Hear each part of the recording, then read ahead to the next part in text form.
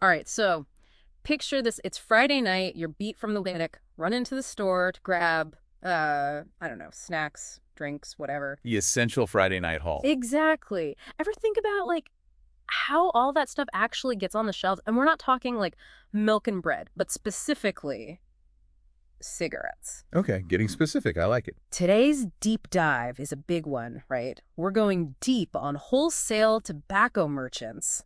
People don't think about this career much, but our listeners are curious, what does it really take to do this job? We're talking career guides, interview advice, the whole 9 yards.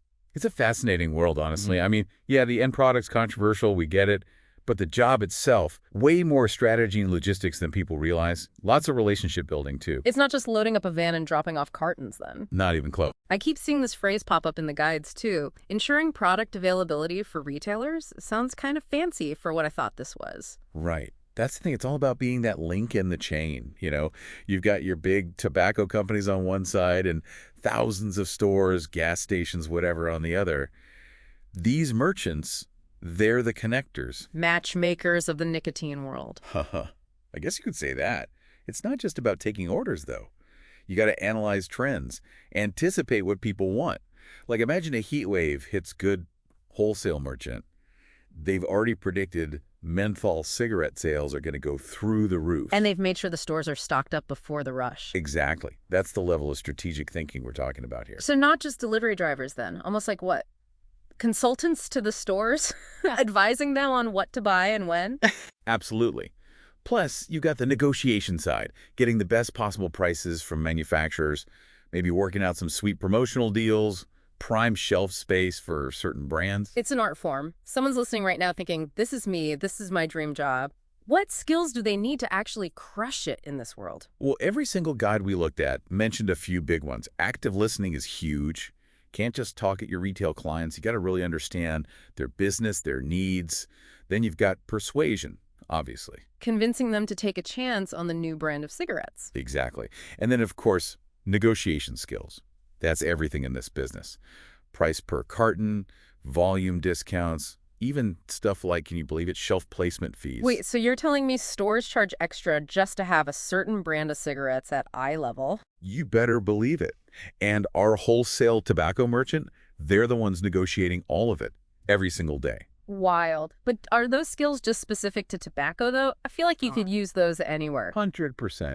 That's what I love about this. Sure, we're in the weeds on this one industry, but these skills, active listening, persuasion, negotiation, you could take those anywhere. So it's about really getting into the head of that store owner, figuring out what makes them tick. Right? That's where the active listening comes in. It's like a rural convenience store. Their needs are going to be totally different from, say, some huge gas station off the highway. Totally different clientele, different products they're pushing. Exactly.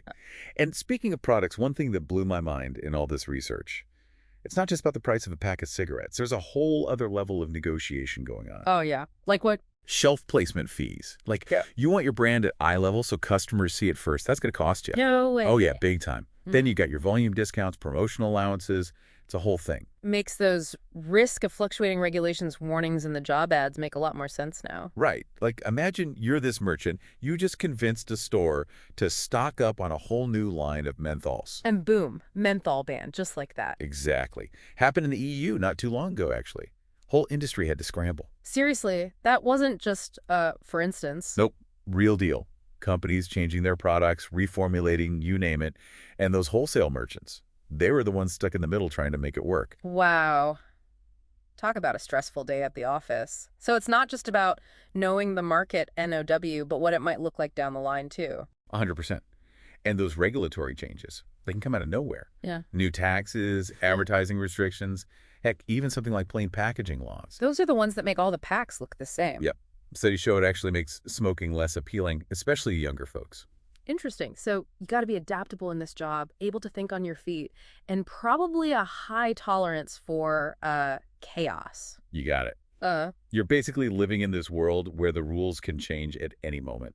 Makes you wonder about the long game here, though. I mean, we see the headlines, right? Smoking rates going down, stricter rules everywhere. Is this even a career with a future? It's a big question, right? I mean, governments are pushing for these smoke-free generations, but then there's this whole industry built around tobacco. It's definitely a complex landscape. Look, the global tobacco market's huge. It's been around forever, so it's not like it's going to vanish overnight. Hmm. But yeah, things are changing, that's for sure. So maybe more of a slow decline than a sudden stop. Could be. Hmm. But here's where it gets interesting. The industry itself is kind of transforming. Hmm. You've got all these alternative nicotine products popping up, right? Yeah. Vaping, heated tobacco, all that. Right. And they're often marketed as being, less harmful. So they're attracting a whole new crowd, even as regular cigarette smoking goes down. Which means our wholesale tobacco merchant, the savvy ones at least, they're probably getting in on that action too. Learning the new products, maybe even specializing. Exactly. Yeah. And that's where those core skills we talked about, the market analysis, the negotiation, navigating the regulations, that's where it really pays off. Think about it. You're a merchant who's been working with these retailers for years.